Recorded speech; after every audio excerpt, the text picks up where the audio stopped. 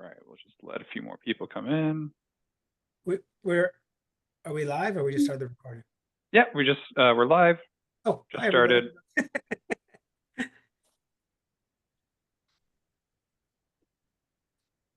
Yeah, give it another minute or two. I think we should start this webinar with great youth sports jokes. John, why don't you go first? I don't like the pressure. I don't. Hey, if you can't take that pressure, how can you coach? Come on. It's true.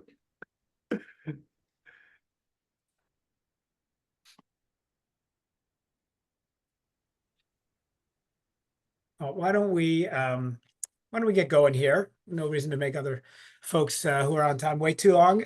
Great to see you guys, everybody. My name's Seth Lieberman. I'm the CEO over here at Anchored. We've got Hayden Farrar from Amelia, I think, joining us a little bit, and two amazing speakers today, Devin and John. I'll let them do their own intros, but we're going to spend an awesome bit of time here talking about coaching. And what do you need to do to attract, to retain, to get really great coaching, which I think is really the heart of all great programming and great youth sports, really. Quick comment about Amelia and about Anchored real quick, some housekeeping. So this is being recorded. Everybody will get this. If you couldn't make it, you'll be watching this on replay. If you want to share it with friends, you'll have it in your inbox. Feel free to throw in questions as we go. This is going to be a free-ranging conversation. If we say something and you're like, hey, what does that mean? Or how did you do that? Or give me more information, throw it in the questions. We'll try and get to it and see it when we can. There'll certainly be Q&A at the end. So don't feel rushed. And then you're all muted just in case. So we have noise control. A couple quick words just about Anchored and Amelia. So you've got a sense. About Anchored and Amelia. So Amelia, you're probably familiar with. If not, they're this amazing way to offer and manage rec and facilities and activities. So everything from members to streamlining scheduling and lessons. And at Anchored, we're all about coach compliance. So we're really about making sure you have protecting kids and protecting your organization. So all the requirements and background checks and paperwork and all that stuff, we automate all that. But this is not a sales pitch for us. I want to move over here and talk and introduce John and Devin. John, why don't you go first to tell us a little bit about who you are and what you're doing, and then we'll do Devin and we'll get at it. Sure. Thanks for having me. My name is John Fazio. I'm in Spokane, Washington. I work with NBC Camps, primarily with our summer programs. I'm a full-time employee there. Been there for about 25 years now, running camps in the summer, also setting up programs throughout the Northwest and throughout the country with our team. NBC Camps was started in 1971, so been around for a while. I'm thankful to have kind of taken on the part of the legacy the last 20, 25 years. And my summer responsibility is I am on site running summer camps, primarily overnight camps. And so building team, building great staff, and running excellent programs is our goal. And hopefully be able to share some strategies for that. Awesome. Devin? My name is Devin Lemoy. I work with the King George County Parks and Recreation Department. I've been here for 8 years, and give an idea, like size of our county, it's 28,000 people, so not super small, but definitely not toward the city. So just that's the kind of size that my perspective is coming from. We have 3 elementary schools, 1 middle school, 1 high school. So just give anyone like kind of what like the perspective, like when we were trying to get coaches, and that's kind of the size we are. I primarily work with the soccer program. Our program has 300 participants. We usually do 30 teams, and usually arranges around 45 volunteer coaches per season. And also work with the basketball program, and that's a similar size program. Awesome. And you're in Virginia, right? In Virginia, yes. Yeah, So we awesome. are north of Richmond, if you're familiar with Richmond, and just south of Maryland. Perfect. This is a topic that's super near and dear to my heart. As you guys know, I have 4 kids who all play a lot of sports. I've been drafted to coach before and really not done a good job. I'll own it. I'll be honest about it. And so I feel the coaching pain both as like on the work life and the personal life. And so I think it's really great, and it's obviously really important. So I want to jump in with the first question that we're going to tackle. which is, let's talk about what's in it for the coach, right? So whether you're John predominantly is having paid coaches, and Devin's got more volunteers, but why are you getting people to participate? What are those motivations? Because if we can tap into what drives people, tap into what's getting people to participate, we're going to get more bodies on the field and be better for the whole environment. So John, you go first, and then we'll go Devin. Okay. For me personally, and the folks that we bring in to work, I mean, most of us or all of us grew up playing sports in that in our youth and through high school, some into college, maybe beyond. We love the athletic piece, the competition, the intensity of that, the goal setting, all the pieces that come with playing sports. And so to be able to have an opportunity to stay involved with sports, especially as some of us get older, it's not maybe playing as much or competing as much, but to be able to stay around athletics is a ton of fun. If you can, for a lot of college age kids that work summer camp, if they can get involved and experience the coaching side, they find that's real gratifying. It gives them another perspective on athletics, not just go out there and win, but how do I guide this team, or how do I help my team get better? How do I work with them through adversity and help them come together as a cohesive unit? That's a whole different experience on the playing side than it is on the coaching side. So I think, there's a lot harder, less enjoyable jobs than being around the game of basketball or volleyball in the coaching sense. So I think for the folks that we bring on and hire, it's a lot of fun. It's gratifying. They learn, they grow, and it has that connection to the sport that they grew up playing. Yeah, sort of pay it forward, right? Yeah. Yeah. All right, Devin, you're not giving any money to people, so how are you doing it? Right. So I'd say what's in it for the coach is, I mean, we try to get information from the coaches whenever they do, like when they come in or they ask about coaching, and we do ask, like, why are they interested in coaching? And the biggest one is always to spend time with their child. I mean, they want to spend more time with them, and especially if they're busy with work, this kind of gives them a way that they can kind of spend more quality time with them. There's also community engagement is always a strong component. They want to give back to their community, or even we've had people in the county that have been here for like generations, so that they like their grandfather coached their dad, and their dad coached them, and they want to coach their child. So it's kind of just down the line, they want to pay it forward, and they want to try to still have that involvement, like, and because they really enjoyed it growing up, and they want to have that same experience for their child. As far as how do we kind of what other motivations that they have is, we try to incentivize coaching, especially for volunteers. I mean, that can be hard to get coaches to be interested. So we do offer a number of ways, because I think most parents do have some interest in trying to volunteer and give back or work with the child, but it just can be very difficult with their scheduling. So and so what we try to do is coaches get to pick the practice time, day, and location for their practices. So, and I think that helps declutter things and make a little, like, avoid those conflicts. So for example, we have 5 different parks that you can have practice at, different sides of our county, and we give coaches, like, if you want to practice closer to your home, I think that it cuts down the travel time during the week. So for example, if you get assigned to a team randomly, you might have to drive 30 minutes to practice every day, but if you get it to a practice location that's a lot closer to your home, that helps incentivize it if you get to choose that practice time. If you're going to have a conflict on a Wednesday, let's say you have a younger child in dance and you get assigned to a team for your older son that's going to be practice on Mondays and Wednesdays, that's a conflict that makes it very difficult to get practice during the week. So by being able to pick your practice size like Tuesday, Thursday, you can still have your daughter doing dance on Wednesday. You can still have another child doing practice, swim practice on Mondays, and then you have sports every day of the week. But at least you can get to everything. Especially in our area, we're right next door to the naval base, NSWC. So we have a lot of families that might have only one parent getting everyone to practice. So if you have multiple children, being able to coach allows you to get to every practice while maybe your significant other is away. So I think that's also a way we incentivize coaches. You get to choose your assistant coach. So a lot of people like to carpool, or coaching can be intimidating for the first time. So having an assistant coach that you can designate, also by giving them that option, it's someone that you can kind of support you in that role, so that you can, it makes the barrier to entry a little bit lower. We also offer an incentive, like if you make it to the end of the season, we refund the registration fee for our coaches. So that helps, I think, gives us just kind of a way of like rewarding coaches or paying them back a little bit in ways that we can, because again, we're not paying the coaches, but we can help cut that cost in that way, just to make it an extra incentive for coaches. We also give some feedback or flexibility for coaches for the game scheduling. So if you're going to be out of work or away on travel for a specific week, I could try to avoid that when making the game schedules.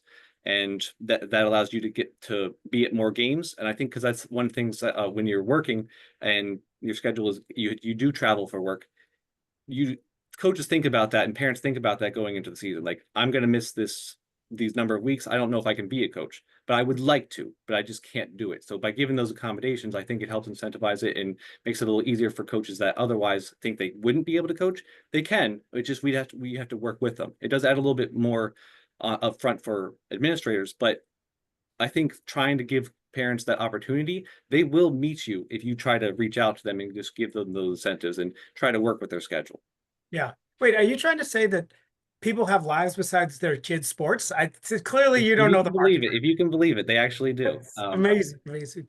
Well, so one of the things you hinted at, and this is going to be a theme through this entire talk, which came out when we were prepping for this, and I think is just really powerful, is that some folks love to coach, but there's this journey to get to coaching that we're going to talk about. And the two themes that I think you guys both have a lot to share on is, like, sports, and we're about to talk about this. Sports is more than sports, right? Sports is a means to an end. There's very few people out of rec, even travel, even high school, that are going to go pro, right? Let alone even be able to play in college. So the goal of sport, I think we all agree, is not just the value of sport, but the value of life as well, and if the people it develops. And so we're going to talk about that. And so that journey, I think, parallels for the player and the youth, but it parallels for the coach as well. So, you played as a kid, and then you went to high school, and then you assistant coached, and then you did John's program in college, and then you had kids and you became a coach. And so part of it is how do we grow that sense of giving back and coaching from a very young age? I coach my daughter not on the field, but I say, look, be a leader on the field, right? Be a leader. That's part of me trying to elevate her as a person. So, John, you said when we were prepping for this, you talk a lot about better players, better people, right? Which I thought was an incredible phrase. Why don't you talk a little bit about that and how you get people to buy into the mission and the vision and all the stuff you're trying to do to build that path for people? Yeah, that's exactly what I was thinking as you were talking. I mean, that's to the heart of our mission, better players, better people. Like, when people come to camp, trying to, for the kid themselves, as is mostly the case, they come into for basketball camp, for example, and they're thinking just about basketball, just like when they go into the season at their high school. And my kids played high school athletics, and, they're thinking about how do we win and how do we make it to state and all this. And, when you're in the moment, it's hard to see the bigger picture. I think for us, when campers and coaches are in the camp environment, it's helping to try to connect the dots for this is what's happening in your sport or in this training process or with this team.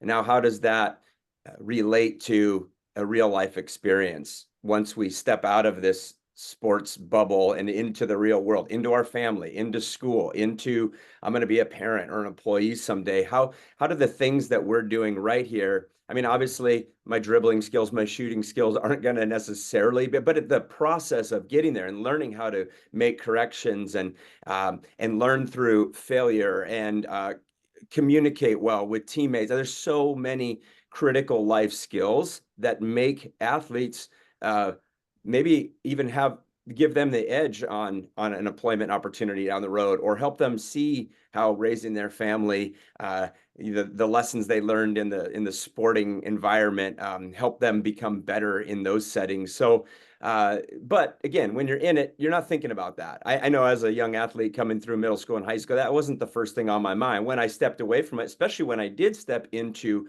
a coaching role, it really started to become more clear.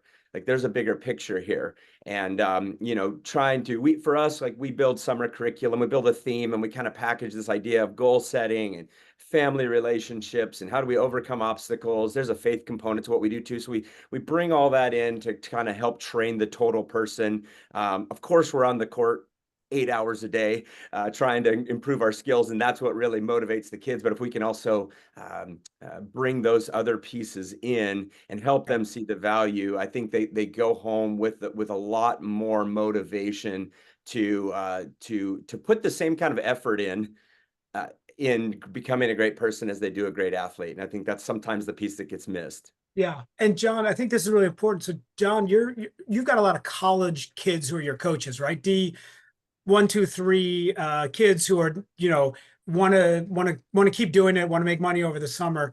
Sure. So just expand on that a little bit. We know how we're doing that for kids. How are you imbuing that curriculum that, hey, you're going to grow as a person by growing as a coach? Right, because that's part of what you're giving back to, especially when you've got people who are under 25, right, who are coaching. How do you have a curriculum? Do you roll that out? Do you do training for them? What else do you do for those coaches? Yeah, I mean, a lot of people that come and you know, probably similar to what Devin's saying, like a lot of people that come in and do step into the coach, mostly were campers at one point, so they are familiar with the culture and the mission of NBC camps. But yeah, you do need to bring it home at a different level. And we, you know, we do daily staff meetings where, and for me as a camp director, I'm not usually going to be the one on the court coaching the kids, but I find my role as a mentorship to the staff that are coaching the kids. So yeah, when I was 25 years old, I was really interested in coaching and being hands-on. And now my coaching responsibility is to my staff and trying to help equip them to be successful, to mentor the youth that are at the camp.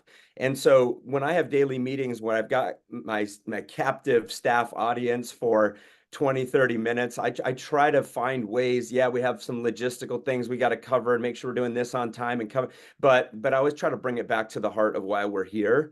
And I think that is super important. If you miss out on those opportunities to drip on like, what's our motivation? Why are we doing what are we grateful for today? You know, how are we getting better today as coaches and play, you know, those kind of like character morale building pieces, I think are super important. Yes, we do have pre-camp online training, you know, courses that we send them to do, and we meet before camp for, you know, a couple hours and go over the whole week. But I think that from a leadership standpoint, trying to really equip them, put them in the healthiest place, the best place to do their job well. And then when it is go time, the lights come on, I'm with my kids and I'm coaching, it can't help but fulfill them, you know, intrinsically. I think, you know, they do start to see the game in a different light. They do start to see through these kids the same way they loved the game, right? And then they get to, you know, just execute that from a different level, I think, of what they've been used to. Yeah. Well, and I think maybe you said it, John, maybe Devin, you said it. Think about your coaches as your players, right? So your coach, you've got the players on the field, but your coaches are your players as the rec department, as the director, as the whatever. And so like, obviously you have to work through them to deliver the product ultimately for your customers, which is the community you serve, whether it's, you know, King George or Boston, where I am, or wherever. Those are the customers, and we want a great experience because that builds a great community, right? You know, and then it always pays it forward. Okay, Devin, I know you do.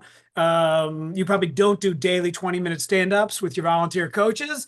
A little tough with their schedules, yeah. And by the way, if you have those coaches, can you send them to our neighborhood to work, please? But so you're doing some different stuff. Tell me what you're doing there. So for ours, because we're coming at it from a recreational perspective, I think the biggest thing that the time when I have all the coaches together is the coaches meeting.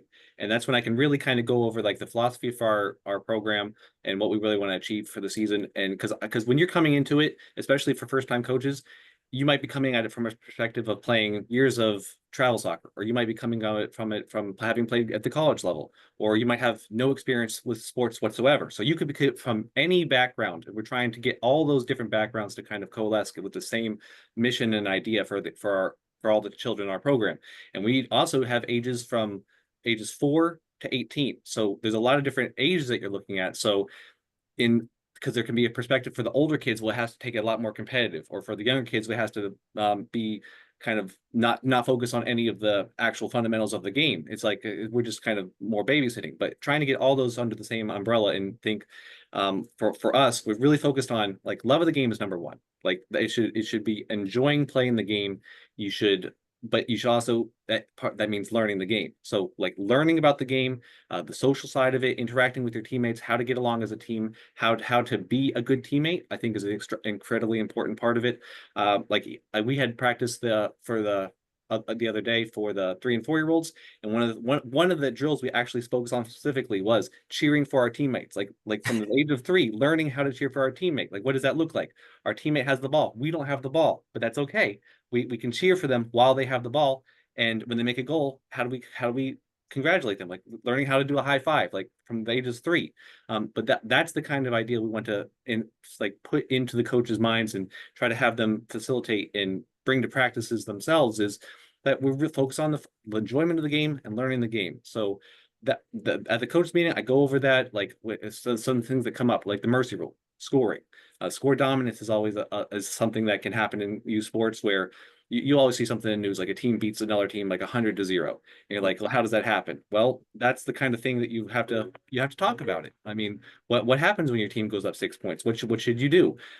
Should you go for 12 points? Should you go for as many points as you can? Should you consider other life lessons, like John was saying? What life lessons? So what I would say is, like, what about compassion? What about empathy for the other team? What about sportsmanship? Like, focusing on those other things is what you should work on in that moment. Like, sometimes, like, I give examples, like they don't, you can focus on these other benefits, but they don't always make you kick the ball farther. But that's not always the goal. So I would say that the coach meeting is number one, and then throughout the season. So some things might come up, like a coach is getting really frustrated with the way the team's performing during the season, and having them, like, I talk with them, whether it's a phone call, whether I see them on the field, or I talk to them after a game. And I think it's just reiterating those messages, and also seeing what they're specifically frustrated with, whether it's a player with playing time, or maybe it's players not wanting to play certain positions, and just going over why we're here. So if the player doesn't want to play a position, that's okay. We can work on it in practice. We can build up their confidence, and then have them play it in the game. Because it's not about forcing the players. It's about just working with where they're at, and then adjusting and trying to help them grow. And that can be a slow process. And every player is going to be different. Some players are going to have a lot more experience. They come into the season they've already played several years, and other players, it's their first time playing. And I think that's something that coaches can see another team or another player, and not consider all that stuff in the background, which they might not have. You're not working with the same pieces, so you have to make an adjustment. And I think that flexibility is really what you have to focus on, and try to talk with the coaches and impress that upon them. Yeah, I think flexibility is the right word there, which is kids have to be flexible, coaches have to be flexible. We, as the leaders in park and rec and recruiting, whatever, have to be flexible too. It's like, all right, I guess, where you are going to do Mondays and Fridays for your practices. It's not ideal, but that's what we're going to do. Right. Okay, let me segue a little bit here, because this is something that we hear all the time. I've gotten this question from people in advance of this, which is, okay, that's great, guys, but where are the secret spots to find coaches? We are always short coaches. I have not yet met an organization who has no problem 100% of the time finding coaches. And so what I want to do is, you guys gave me some great stuff. I'm going to sort of read through a quick list, and then I want to expand on them a little bit and talk about how we make some of these things that are a little different work, right? So obviously we know parents, that's sort of a no-brainer.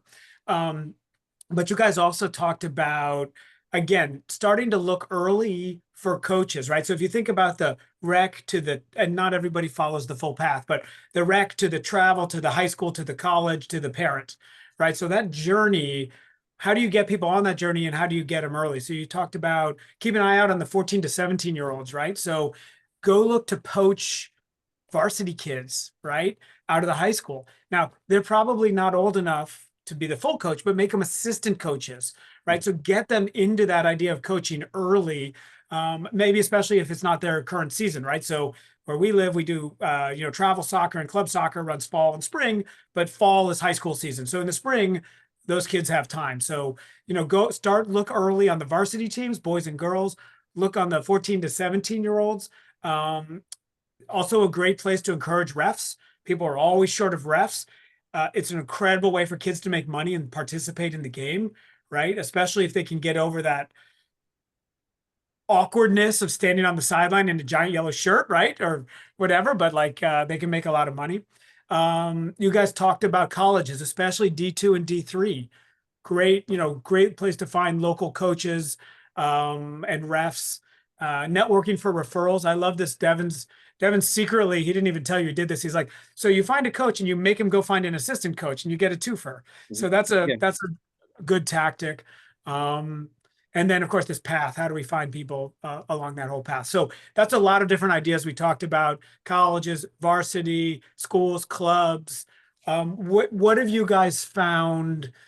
John, why don't you go first? Because I know you do pull a ton of college kids into your program. How do you get them in? How do you find them? Do you put up flyers? Like, what's your strategy?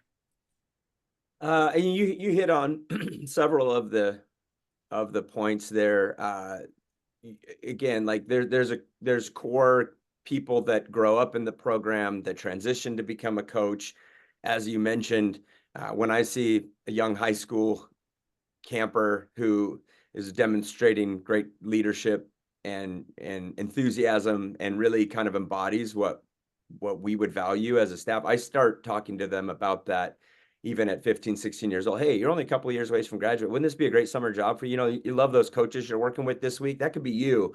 What do you think about that? And I start kind of planting that seed early on. Doesn't always work out, of course, but it just gets, people who are really bought into your program, seeing down the road how to stay involved and in a different role.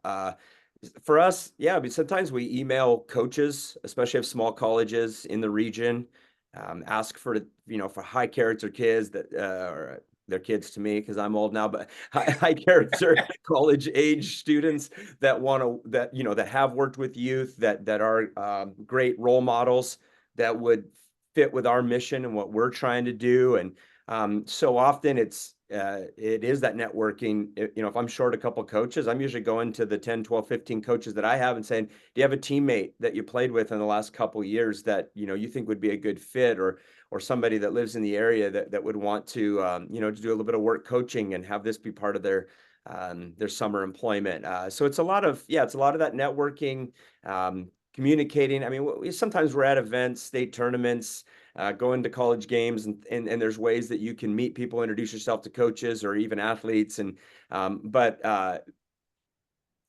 think it's keeping it in mind throughout the year, because if you can get some of those conversations going early and not trying to scramble at the last minute, you can oftentimes build a base of at least a core group and then branch out from there. Yeah.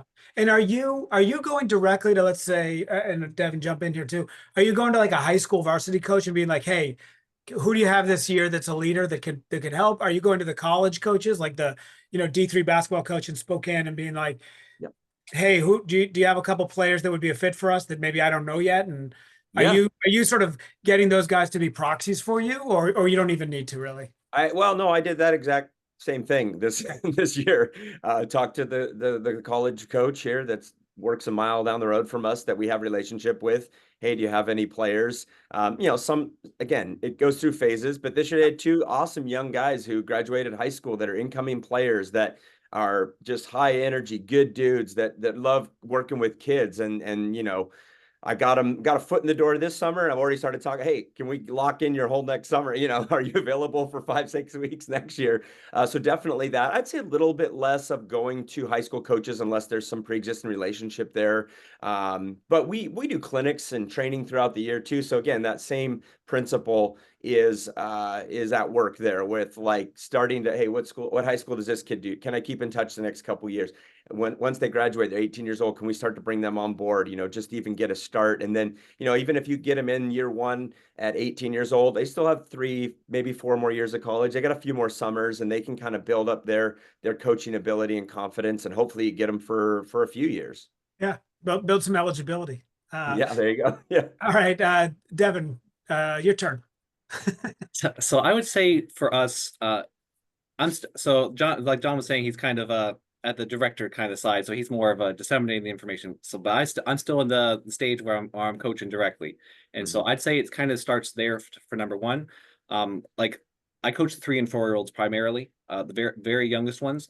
But you can kind of get a feel for as parents are on the sideline, like which parents are always at practice, which ones are always engaged, which ones are kind of reiterating your message to the players that you're coaching, and then since I at the age 3 and 4 level, I talk to the parents like, hey, would you ever think about considering coaching at the U6 level when we're moving up? So because the 3 and 4s are still instructional, we don't play games, it's not a league.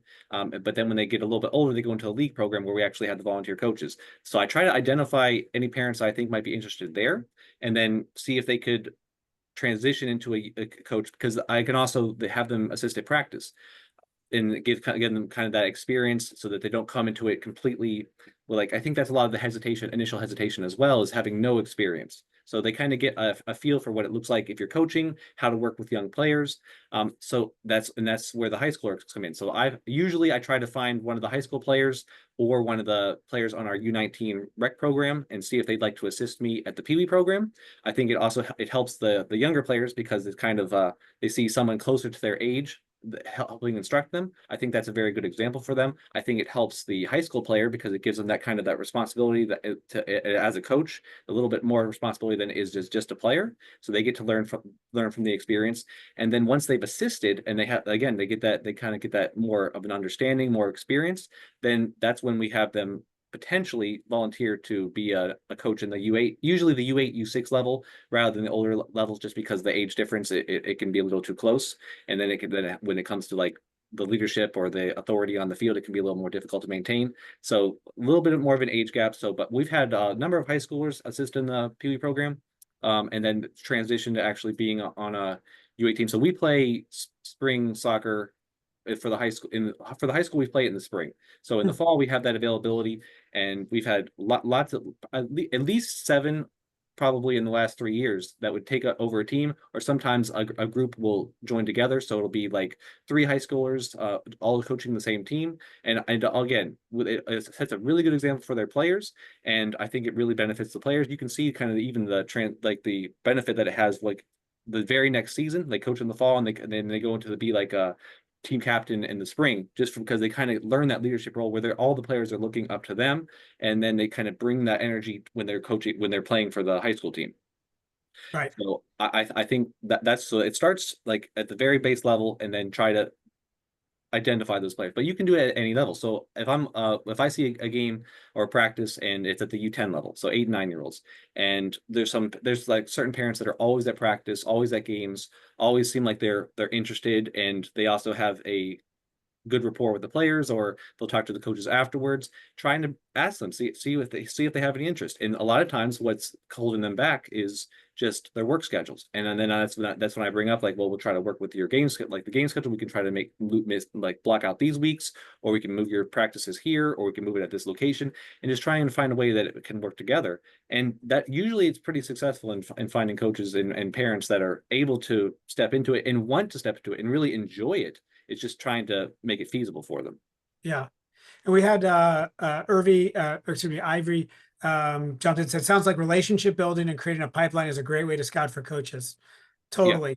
Yeah. I think I even hear more than that, which is it takes a bunch of work, but if you're networking and scouting and building relationships, you will end up with a core group of coaches that will continue. If you nurture that, it's easier to keep that going year to year, because it's like, all right, Seth's kids have graduated the program, but now hey, go find me a replacement. Or like we keep adding to the core. And of course the core over every 10 years is totally cycles out, right? Because every parent gets out, not every new parent is in, but that core keeps going on. And so that's really effective. Once you can build that core and nurture it, it can feed on itself a little bit. And I found a lot of times that it's kind of like a bell curve. Like getting first-time coaches in the U6 is very difficult. because a lot of times it's they haven't coached before, they don't have experience with it, and it can be very intimidating.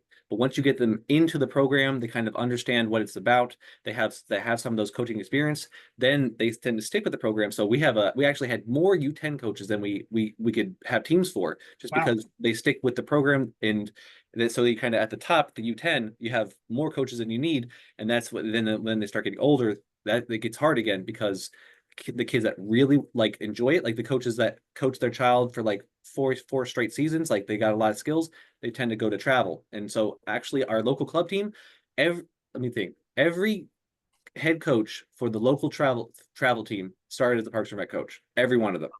They started there. They enjoyed it so much. They really liked coaching. They got to a point where it was just they needed a more competitive environment, and they would go to the club team. So I mean, we kind of, and like I said, for the high school team, we had almost all the players for our undefeated teams that for the last 2 years started as rec players. I remember when they moved to the county, I remember signing them up. I remember talking to their dad, doing the registration forms. Like all those, like their core group of players started as rec kids. Like I was at the middle school tryouts 2 weeks ago, and I knew 80% of the kids by name, just because I either coached them before or I saw them in the rec programs. But I think, yeah, building those relationships with the kids, with their families, and knowing them, asking them, did they make tryouts? So like knowing if they made tryouts, knowing if they made the team. Those are the players that when they make the middle school team, they make the JV team, and they make it to the varsity team, they might be interested in coaching a team because they've done it for so many seasons, and they kind of understand the rec side of it because they've been in part of it and they enjoyed that part of it. And that's what got them the love for soccer. And they want to give that back to the kids that are coming up as well. Yeah. Also, another program we have Future Foxes Night. So we're the Foxes, the high school team's the Foxes. So the Future Foxes Night is, we pick a Friday night that we're going to have games under the lights at the high school. And we get any player that wears a Parks and Rec jersey from the Parks and Rec soccer program, and they wear it to the stadium, they get free admission. So that way they get to see like a game under the lights. They get to see the players. They have a little photo shoot with the players at the beginning, like you know how they do the walk-in with the seniors, Yeah. like they do with the pros. So they do a little walk with them. So I think again that's trying to introduce them to the idea, meet those players, and kind of build that relationship with the high school early, so that those players want to play for them eventually.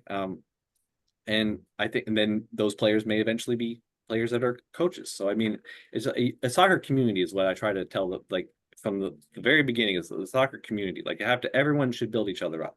Yeah.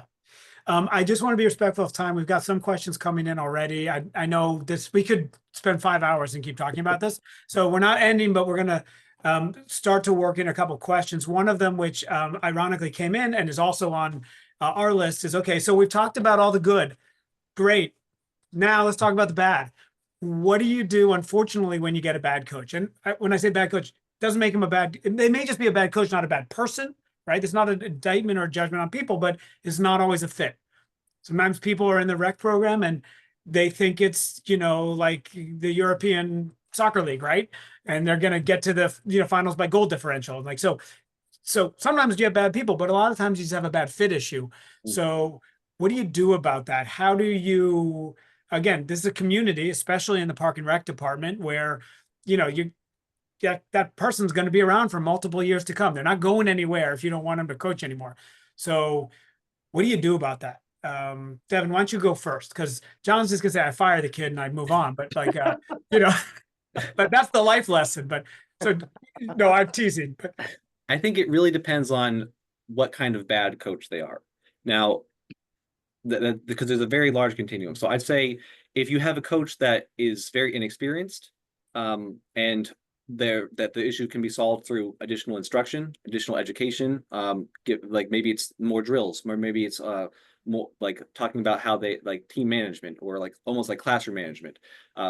That side of it, I think there's a lot of conversations that can be had, and usually that's what happens. Like I've had up to 90-minute phone calls with coaches about ways that they can improve their practice. And because if they're motivated to learn, I think almost anyone can go from a bad coach to a good coach, as long as they're motivated to learn and they have the right like motivations. They want to get better. They want better for their kids. They want better for everyone on their team. I think that's the goal. If it's a coach that struggles in a different way, so I'll say we've had some coaches that are they can get a little too frustrated during a game. So like we had one coach that was notorious for the clipboard. So every time he had like a clipboard, he like a goal would go the other way, and it's like he had a clipboard. I think he put papers in there just for the show, but he had like 10 papers in there. He would go up and just explode in the air, basically. So eh, in conversation with that coach, I'd say the reason that we kept him on as a coach, despite kind of the flamboyant, Theatrics. right, was because I felt like he still really cared about the players. Now he just is he used to play. So he does take it more serious. He is one of our firmer coaches. But some players do respond well to firmer coaching, so that I don't hold that necessarily against him.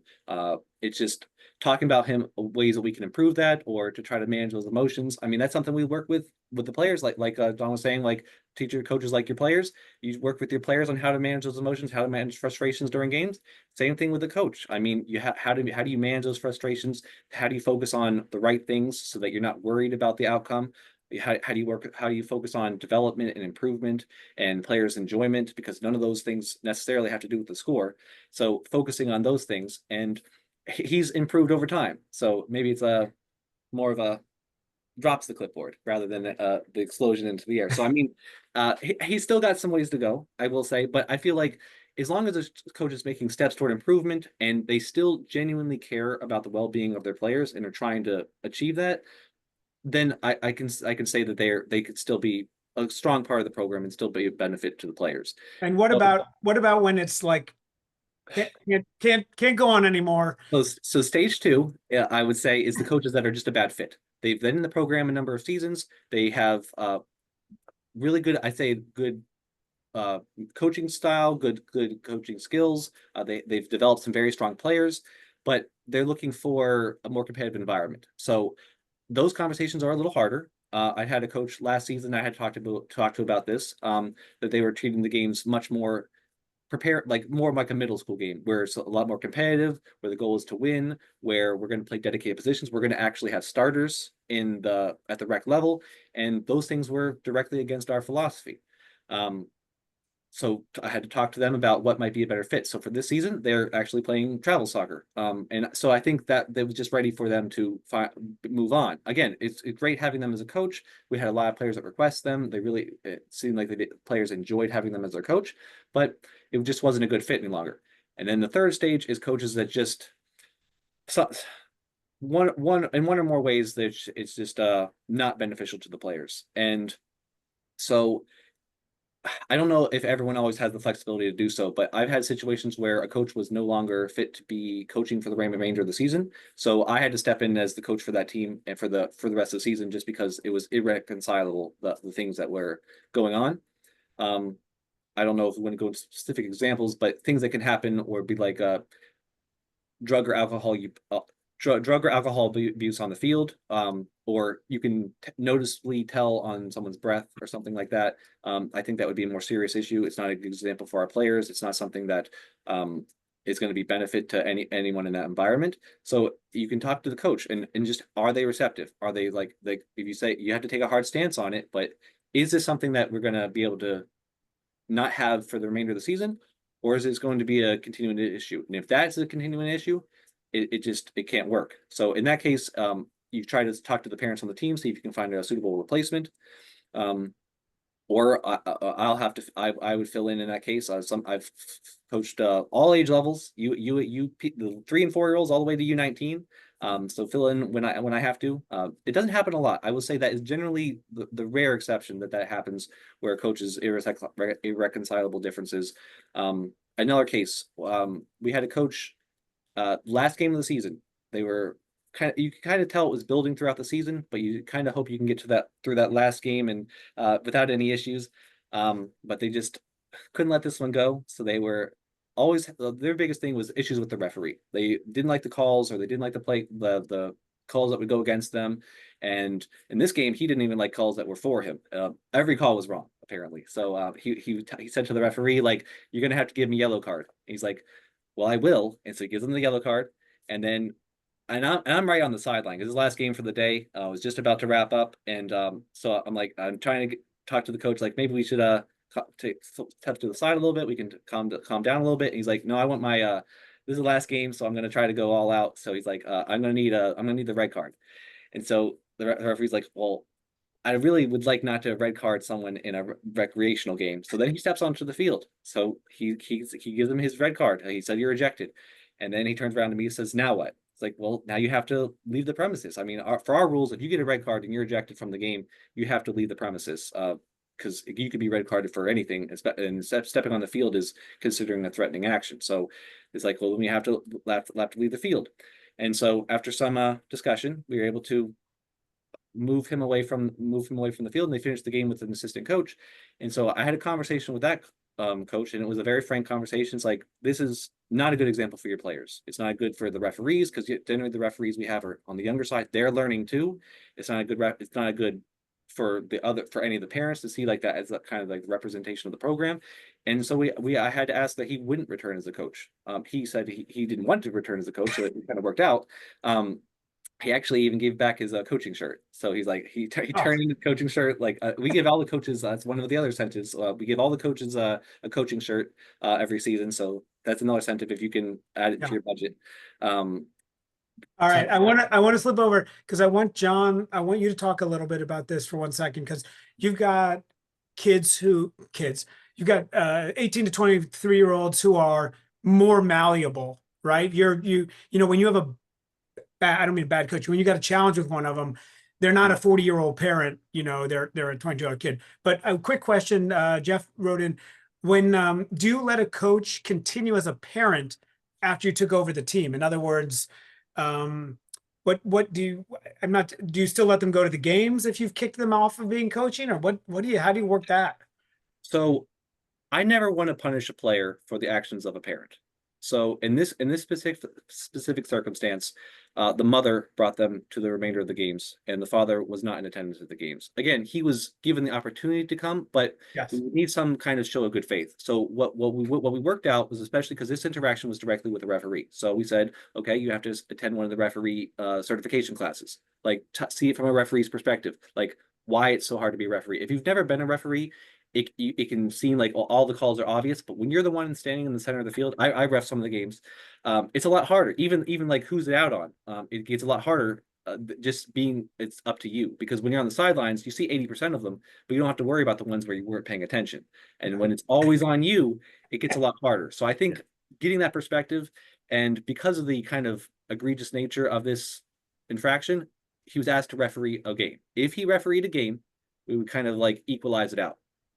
And I know that can be kind of a hard ask, but at the same time, asking for a red card, walking onto the field, threatening action, so it had to kind of meet the level of the infraction. He declined, rather Rudely. His mother, the child's mother, brought them to the remainder of the games. All right, John, thank you. This is good stories, Devin. I think we need to start a Facebook group where we just tell coaching stories, I think. But well, again, but I wanted to be clear, the majority of the cases are very yes, fun. of course, but those aren't fun. Nobody's interested. All right, so John, you've got more impressionable folks. What are you doing when you got a problem?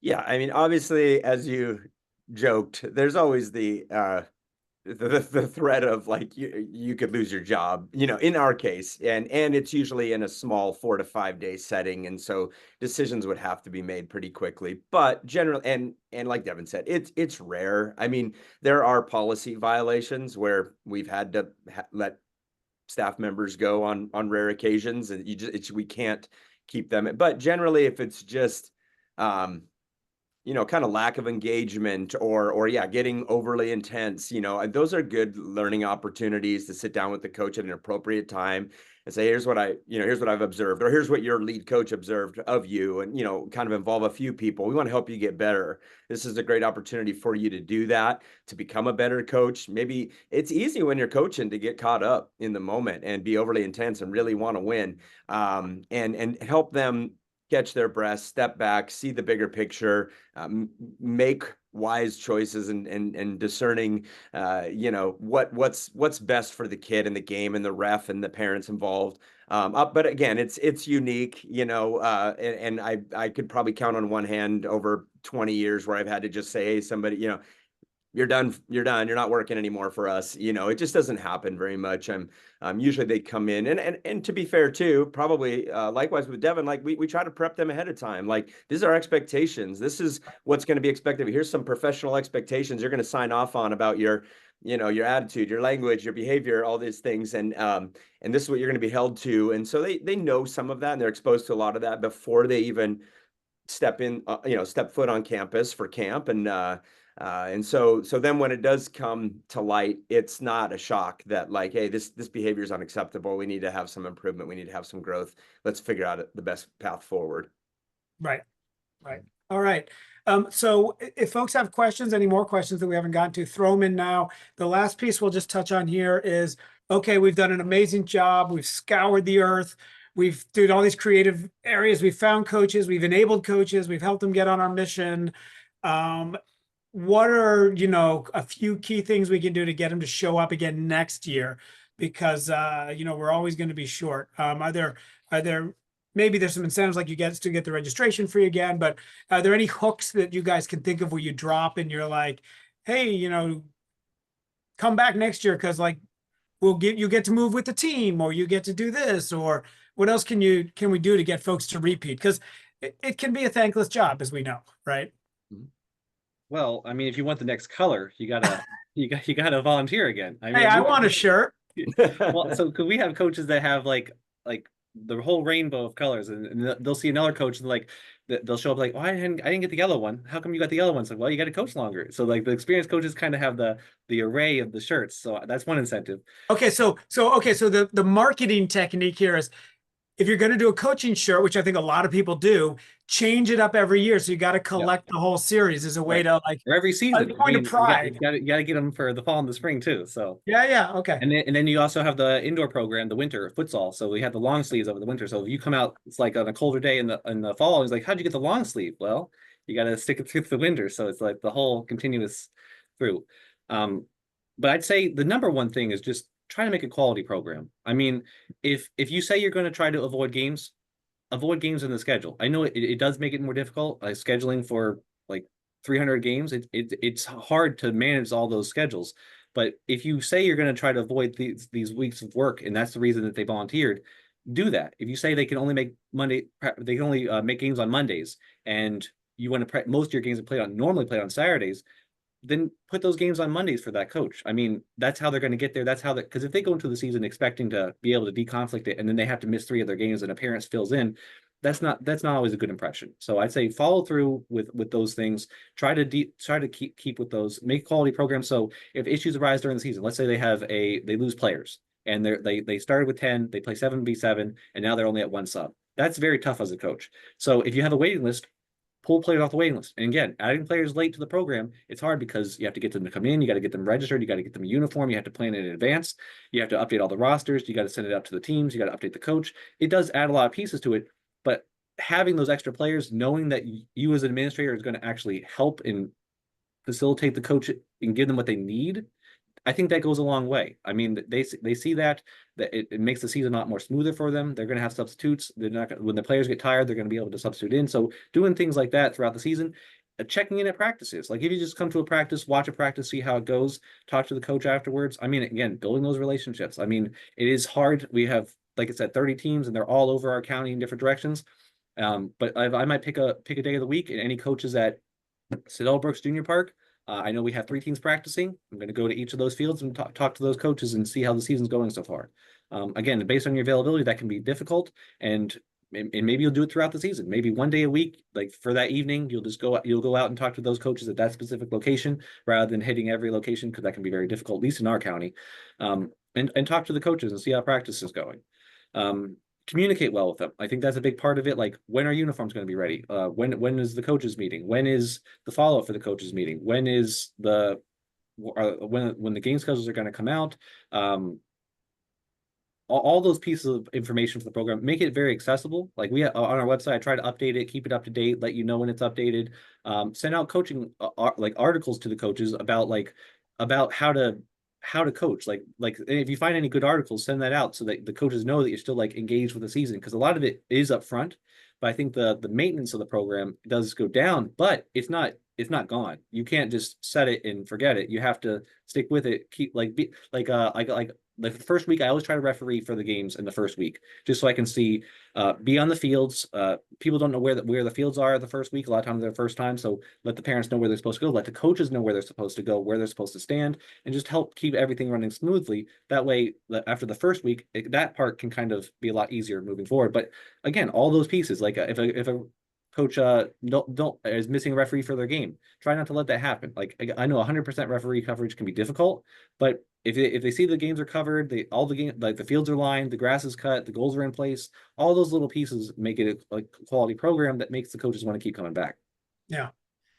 I've got another question, but John, go ahead. You have some additional tips here? You know, Devin, I love just how creative and intentional you are about the way you reach out to people and follow up with them. And as I hear you talk, I can see versions of that in what we try to do as well. Just obviously it's a different program, but yeah, I was thinking the same thing. Like for coaches that come work, if I can make it a great experience where they feel joy and they feel fulfilled and they feel connected. Hey, my staff I just last week got done writing, 25 postcards to send them, just say, thanks for being on staff. You're awesome. I hope we can do it again next year, trying to keep that connection. And Devin mentioned too, like sending out articles, like we talk about, like, can we connect with the staff in a way that has a lot more connection than transaction? Because if all I ever text them or email them or phone call them during the year is like, can you coach again? Can you work again? Do you want to? And then it's never, how's it going? How's your season going? How's school going?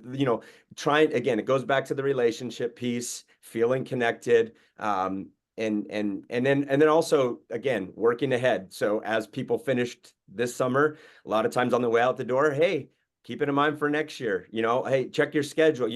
Don't book yourself with any full-time employment. I need you back here for next summer. So, just asking early, especially with those the real strong staff that like, hey, no matter what happens, I'm bringing this guy or gal back because they make a huge difference on our team. And so starting early with them and then filling in, as the year goes on. But yeah, I think like in the same way, we do a lot of the same strategies, they just look a little bit different. Yeah. Okay, this one's for Devin.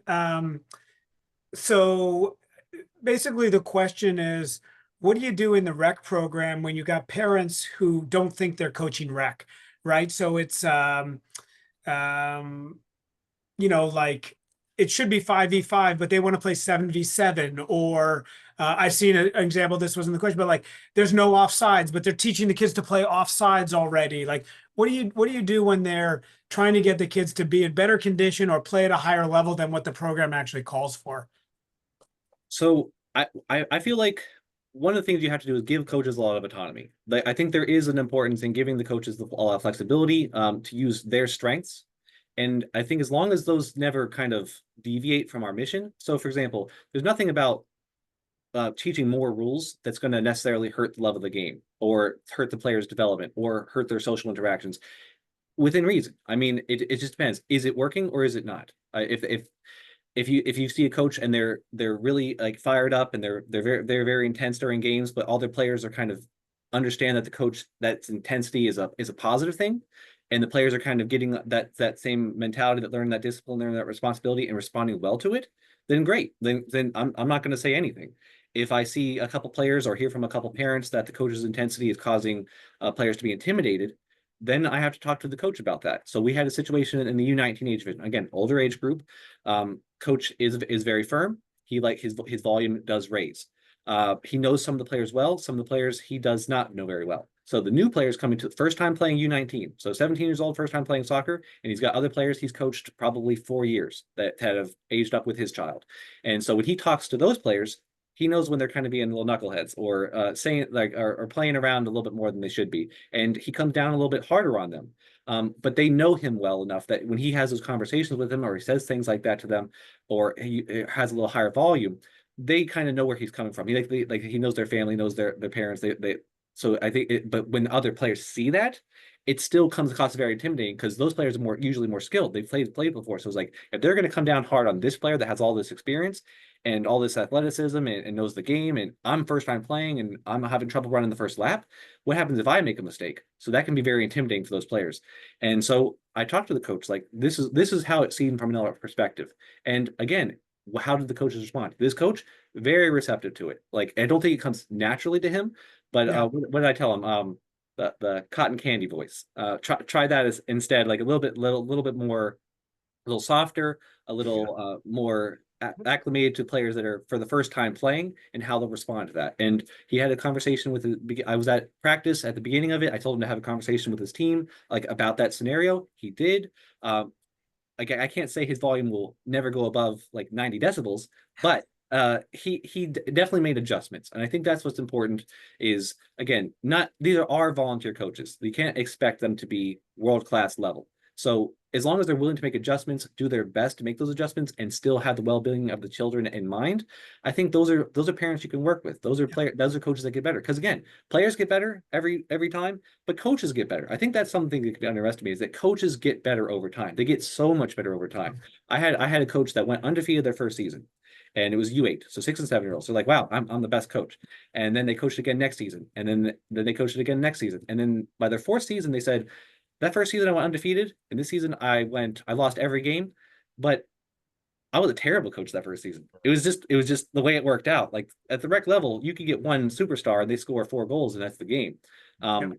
And you didn't have anything too much to do with it. I mean, I don't take no credit away from the coach, but sometimes the players do make a big difference. So, but they look back on that first season, like, everything they're doing wrong. They're like, I did this wrong, I did this wrong, I did this wrong. And all the changes and improvements they've made over time, they're like, I'm a way better coach, but I lost more games, but it's okay. I mean, that's not what it's about. So, they get so much better as coaches if they stick with it. And I think that's why the retention is important, because you want the best coaches you can get for your program.